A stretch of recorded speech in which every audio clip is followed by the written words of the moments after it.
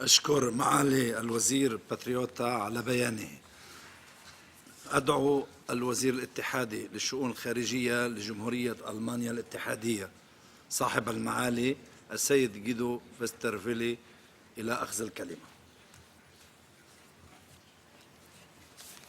Thank you, Mr. President. I would like to thank you, Mr. President, for convening this meeting. We are also grateful to the Secretary General for his comprehensive report as well as for today's instructive briefing. Let me make 3 points. First, it falls right within the responsibility of the Security Council to prevent conflicts from occurring wherever possible. In fact, it is one of its central tasks. Conflict prevention is one of the chief obligations set forth in the Charter of the United Nations. It is the most efficient and cost-effective way of promoting international peace and security. Effective conflict prevention can avoid loss of life, population displacements, and economic chaos. Working on improving prevention is, therefore, both a humanitarian and a strategic necessity. Over the years, the Security Council has considerably improved its tools to shoulder this responsibility. Agreeing on the right instrument from the broad spectrum available is a crucial task and challenge for this Council. Mr. President, allow me at this point to add a remark on the current situation in Syria. Every day, peaceful demonstrators are brutally repressed, innocent civilians are killed. This has to stop. This Council should send a strong, urgent message to the leadership in Damascus in order to prevent the continued and senseless killing of people. In our view, early warning is of key importance to prevent escalation.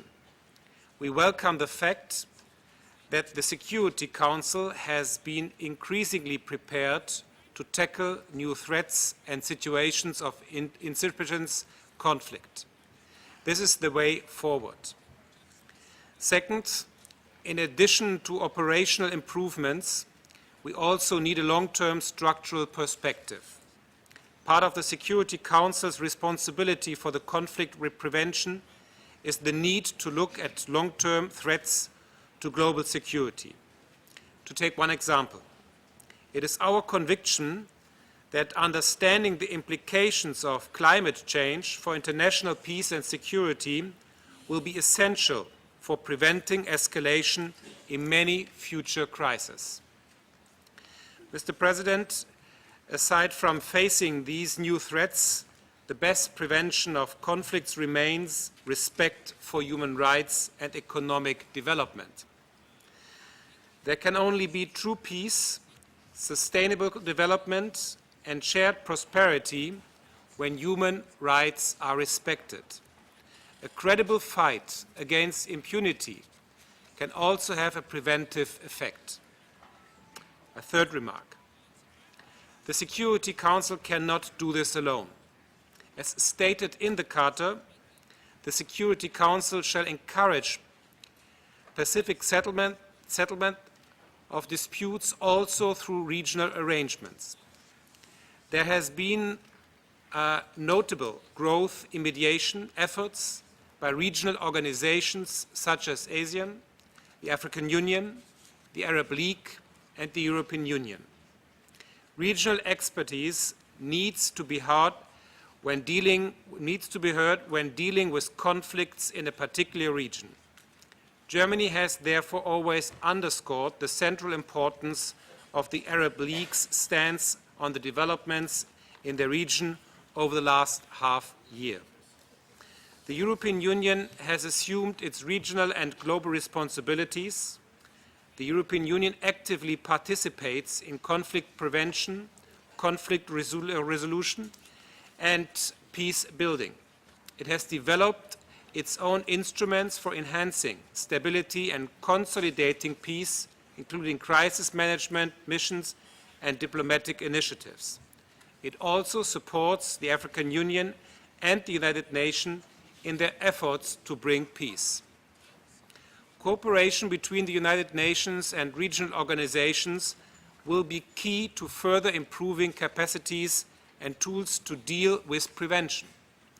The civilian capacities review also aims at making better use of existing mediation capacities in member states. Mr. President, all these efforts cannot replace direct talks of the actors involved. We cannot make peace in their place, but we can encourage the forces of reason, of reconciliation and compromise. Mediation can be a very useful tool in this regard. Establishing a culture of prevention is a question of political will. First and foremost, of the political will of those parties directly affected. The international community has to lend its support wherever possible.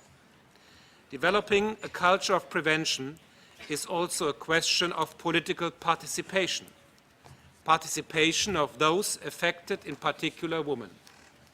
Women should be at the core of prevention and sustaining peace. Mr.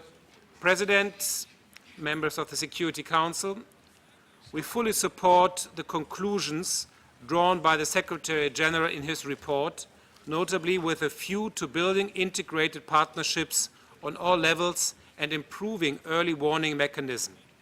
We also need to adopt a long-term perspective regarding new challenges to peace and security. I conclude by expressing my delegation's support for the presidential statement to be adopted today. Thank you, Mr. President. أشكر معالي الوزير فيسترفيلي على بيانه. أدعو وزير